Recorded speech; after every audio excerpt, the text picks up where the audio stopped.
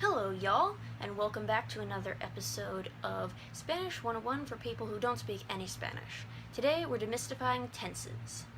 So we're going to start off with something not very tense-like, just to clear things up. In English, we use the word have for three totally different words. I have a puppy, possession. I have to go. What do you even call that? Obligation. And I have eaten dinner. Tense. That's the have we're focusing on because there's only two haves in Spanish. Use tener for both the possessive and the, what did we decide on? Obligation. So that would be tengo un perrito, tengo que hacer mi tarea, do my homework. But the other one, the tense one, is haber. And it's also used when we say something like, there are clouds today. It's a way of getting rid of the subject. Clouds are existing today. So, haber, unfortunately, is kind of irregular. It comes in forms that start with H-A-R, forms that start with H-A-Y. But if we can keep our eye on that prize, this will make things a lot easier. Okay, so we're going to talk about three different things that go into making a tense: time, aspect, and modality. So, time. We have your three basic tenses. Same ones as we have in English, same ones as we have in pretty much any language, though I'm having an argument about this with my syntax teacher, namely whether Spanish has a real future tense at all, but let's not get into that. I've used, throughout this sheet of paper, the I form of the verb comer, to eat, because I'm not going to teach you how to conjugate all the tenses ever. You can get that from any textbook anywhere, or Google it. I'm going to explain what they mean and how they work together to form the bigger picture. What I'm trying to avoid here is the staring at another person going, okay, I know what I want to say, now how the hell do I conjugate it? Okay. Past, present, future, because it's easier for my brain to work that way. So, past, come, present, como, future, comere. Got that, right? And that's really, really basic. I eat lunch.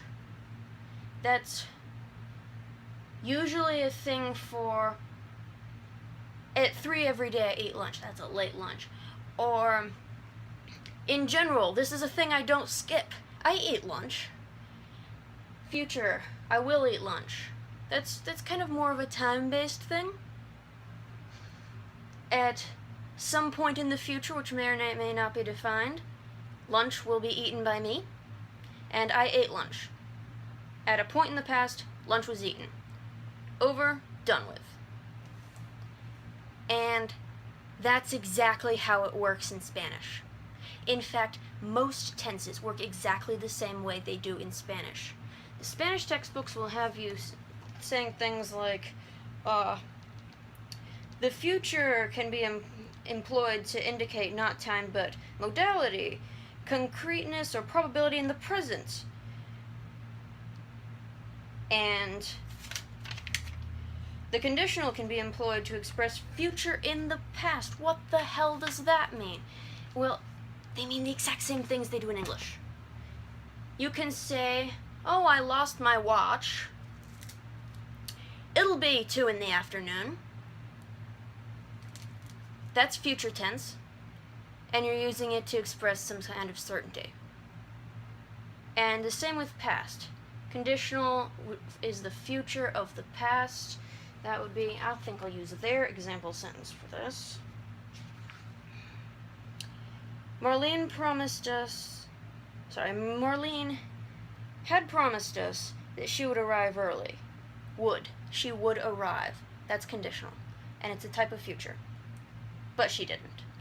I don't feel bad, by the way, about reading things out of this book because I'm translating on the fly.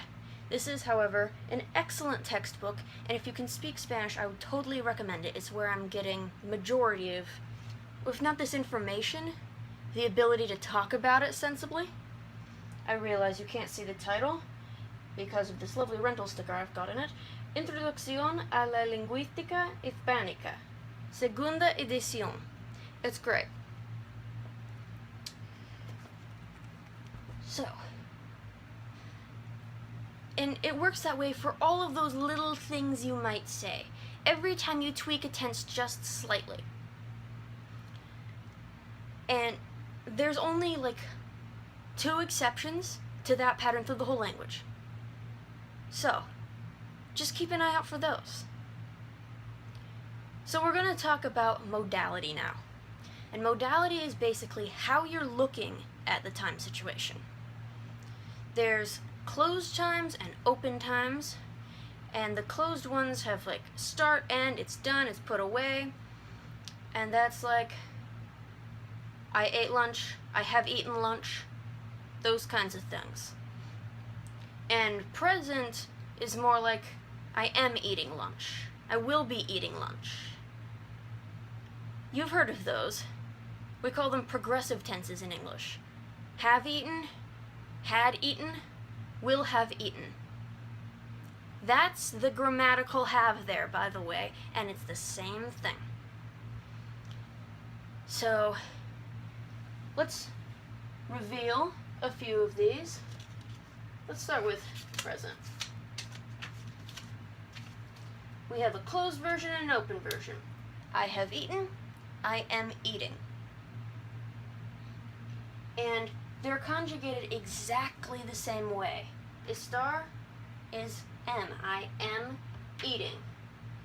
Every verb has one of these things, one of each of these things. My syntax teacher likes to argue about why do we call this past perfect when it's not having to do with the past. Look at it here under present. And I'm not sure if he's just pointing out the inconsistencies in the theorem, or he actually hasn't realized that it expresses the past of the present. Hi, Jane. We're talking right now. Yes, I have eaten lunch. Whereas the other tenses, you still have the perfect tense, but they're expressing the past of that. We'll get to that. I'm getting ahead of myself. And this is usually called progressive, which is a little bit easier to understand. Present progressive, the thing that is progressing right this second. So, let's open up past. No, let's not open up past. Let's open up future. So we have the same things. I will have eaten. Sorry, that's hard to translate because English actually doesn't have a future tense. And I will have been eating. That's just these 2 verbs again. Different conjugation. And these are the same. Oh.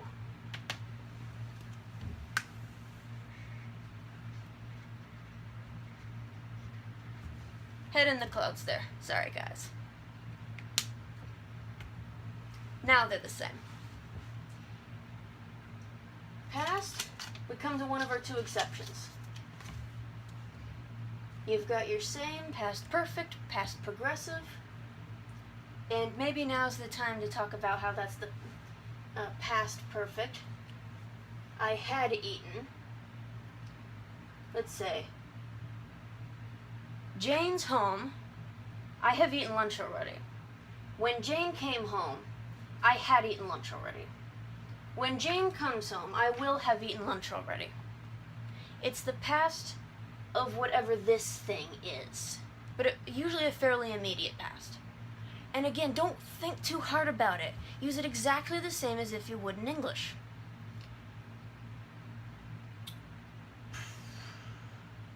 So, the one major exception here is the imperfect.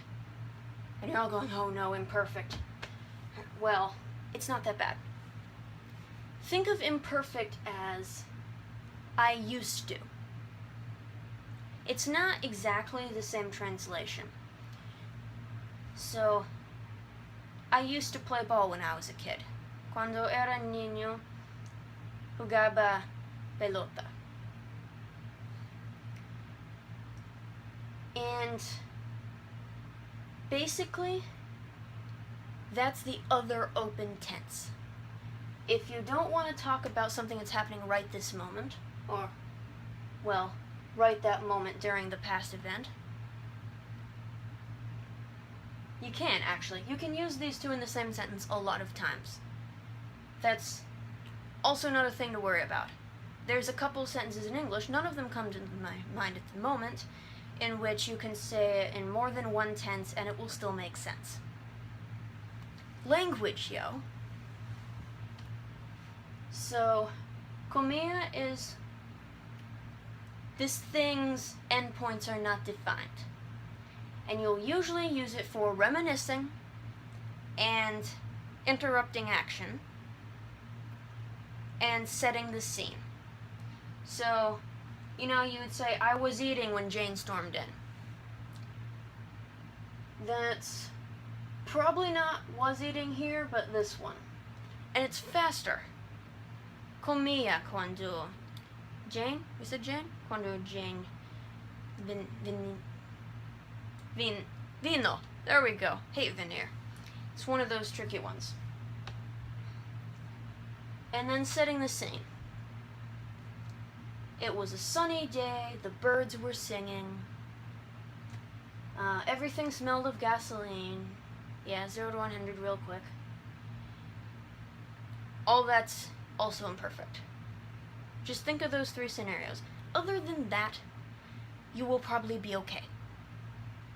Don't try and memorize all the various uses of imperfect that your textbook likes to lay out for you.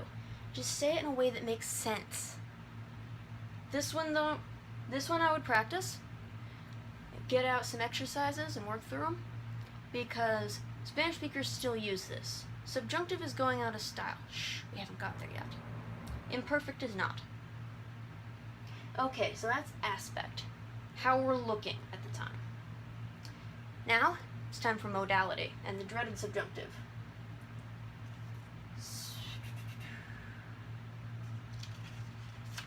I'm gonna just do that. Woo! For now. Okay, never mind.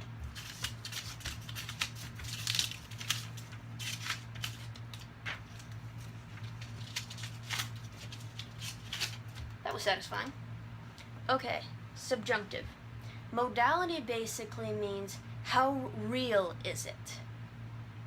That's a little wonky. We don't really have an equivalent of that in English, except one very archaic usage. Well, not very. My generation, my parents' generation, all know exactly what you mean, but my old Spanish teachers, younger grades, were all like, no, Ms. DeFair, that's not a thing that you say.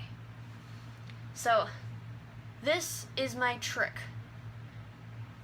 If I were a rich man, I would buy. Doesn't matter what I'd buy. But if I were, you hear that. And not if I was a rich man. Though that is becoming what the kids say. Hopefully you're old enough that you've heard that construction, it makes sense to you, and you can apply the concept to Spanish.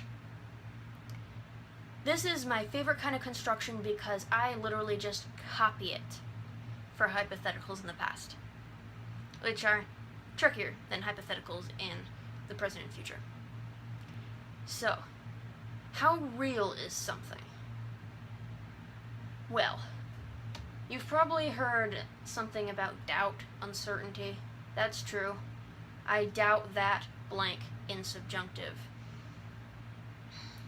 But you don't say it for I'm certain. I'm certain that blank. Don't use subjunctive. The other thing, all this is called indicative, which I usually use to mean indicate is real, whereas subjunctive is more like it's subjective. Not a rhyme, but you see where I'm going with this. So, doubts, anything you don't really know about. So if you're saying, I'm looking for a book about cats that like to swim, and you talk in the librarian in the library, you don't actually mean that you know of a specific book about cats that like to swim that you would like her to find for you. You might say that, but you would probably phrase it differently. So that's subjunctive. You don't actually know that this book exists, or you don't have a specific indicated book in mind. You're talking about a hypothetical book. It may be very likely that the book exists. For example, all you need is to ask for a book on Maine Coons. Doesn't matter. You don't have a specific book picked out. What else? Emotions. Emotions are very subjective. I think we're ready for my pet phrase. So, we have subjunctive in the past and the future, and you can map them directly over. This one, I did not make a subjunctive. I did not make a subjunctive form of it because I have never seen it used and I am not even sure it makes sense. Completed action in the past that we're not sure actually happened. So, use estuviera, use comiera. That's called imperfect subjunctive, and it's the one you'll learn. There's really no preterite subjunctive. Oh, quick. Your Spanish textbooks made in America will call this thing the preterite and this thing the imperfect. When I learned Spanish whilst in Spain, what she said was, preterite just means past. So, she says hang on, got a code switch here. Preterito indefinido, preterite indefinite, and preterito imperfecta, preterite imperfect. You're probably not going to hear that unless you go to Spain, but it's worth knowing that it's kind of badly named. So, where were we? You can map all these over. Coma, como. Aya is a. Este is estoy. And then we get down here. There may well actually be a such thing as the subjunctive in the future. I have never seen it. Don't fuss about it. What people tend to use is the conditional. And we do have an exact translation of the conditional. It's would. I would eat. I would be eating. I would have eaten. If you want, you can try applying that to the other subjunctives, see what happens. This is not called future subjunctive. This is conditional. And this is how you do hypotheticals in the past. And this is what people mean when they say using the conditional to mean the past in the future. No. You say it in your head. If I were a rich man, I would buy. And then you just translate it. See.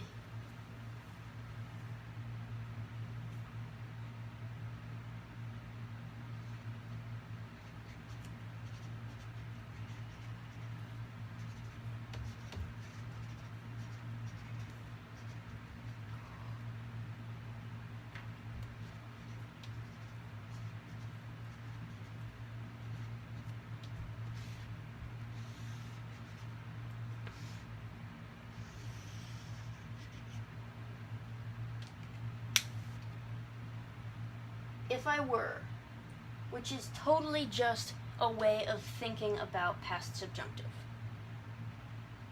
I mean, it's a regular subjunctive in English. Regular past. It's a regular past in English. God, no. No regular subjunctives. And conditional. I would buy. Would buy. the same thing.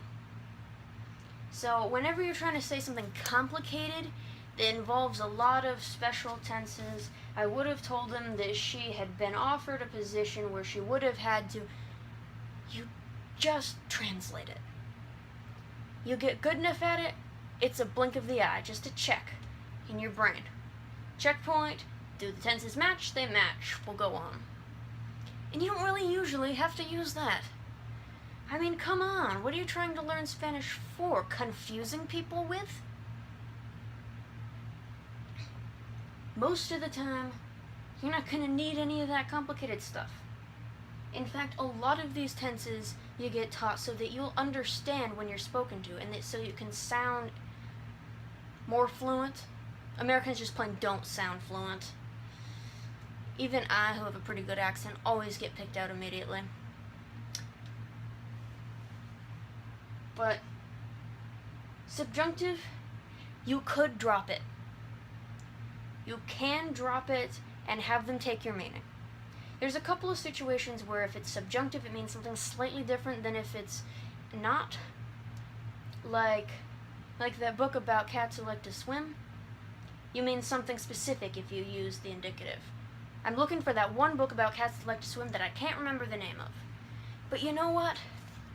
People who know that you're learning Spanish, are not a native speaker, are not going to pull these tiny little things on you where they expect that if you had meant this thing, you would have said it that way. They're not going to ask you, if you walk into this library and say this thing, they're not going to ask you, well, which book? They hear the accent, they know subjunctive is hard, and they're losing subjunctive as a part of the language anyway. That's not to say you should forget about it entirely, but don't hold up conversation stressing over it. It's okay. They know what you mean, really. Practice makes perfect.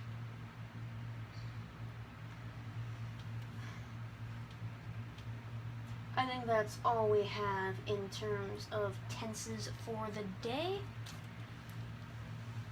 So, as a bonus, I will give you some more consonants. There are two kinds of R's in Spanish. They're called liquids in English linguistics, but I'm going to switch to specifically Spanish linguistics, where they're called vibrantes, like vibrant, which is less woo and more vibrate. The regular R is actually a flap, and is the same sound as in the middle of butter. Try it. Butter. Butter. You just sort of whack the top of your mouth with your tongue. Pero. Yeah, not pero. Nothing you can do to your vowels will make you sound anything like a native speaker if you use English R's, which are actually these complicated bunched up suckers that it's really hard for most native speakers of any other language to learn.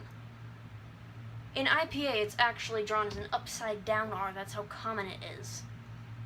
Flap is drawn like this, which looks a lot like an R when you're typing. And the other one, which we like to call rolled R, is what IPA actually refers to when it puts up what we know as a regular R. And that's the one you roll. Perro. Perro. Now, I know this is really hard for a lot of people to pull off. It is contrastive, meaning perro means something different than perro. And there's a form of querer where you have the same problem. You are probably going to be okay if you can't roll your R's. Try. Keep practicing. Don't go assuming that somebody's going to think you mean butt when you mean dog. The context alone will figure that out for you. But, just for a little bit of a lesson, I've heard people try to teach rolled R, or as we call it, trill, or in Spanish, double vibrant, by doing the tap, the single R, a lot of times. But that's just like da, da, da, da, da, da. I really don't think you can teach that, because a tap is the thing you're actually doing with your tongue. You actually go through the effort of pulling it up from whatever it was doing before, flicking it against the top of your mouth, and bringing it back down again. Whereas the double vibrant, you're not really doing a thing with your tongue. You're putting your tongue in the right place and you're letting the air do the thing. There is no way I could consciously move my tongue that fast. And I'm not. I'm holding the tip to the top of my mouth and I'm breathing out past it while I use my vocal cords. I don't have to, of course. Voicing. It's a thing. Is not a thing in any language I've encountered yet. That doesn't mean it doesn't exist. But I know if you get the wrong angle or if you're holding your tongue too tensely, it doesn't work.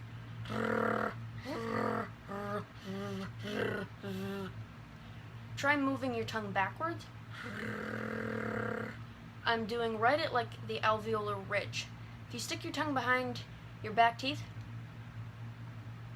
and move it backward just like it's a centimeter on me maybe, you'll feel this hard ridge, and behind that it turns into your palate. That's the alveolar ridge, and that's where the R is made. Pull it too far back, you won't get anything.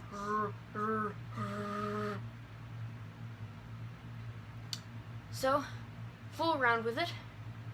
Try it out. R's are great. Most of the time in Spanish orthography, that's a fancy word for writing system, single R means tap, double R means trill. There's a couple exceptions to this. At the beginning of a word, it will always be the trill. And then, this is kind of tricky, after a consonant in the second syllable. So, alrededor. I'm exaggerating it so you can hear it. Now, ain't nobody got time to go picking out whether they're looking at a consonant in a different syllable in the middle of saying a word, so don't worry about it. Consider that as just an interesting descriptive fact about how native speakers speak it. Concentrate on the single R versus double R, and if you're feeling ambitious, the R at the beginning of the sentence. Alrighty, that's all for now. Next time, do I want to do consonants, or do I want to do valuative verbs? We'll see.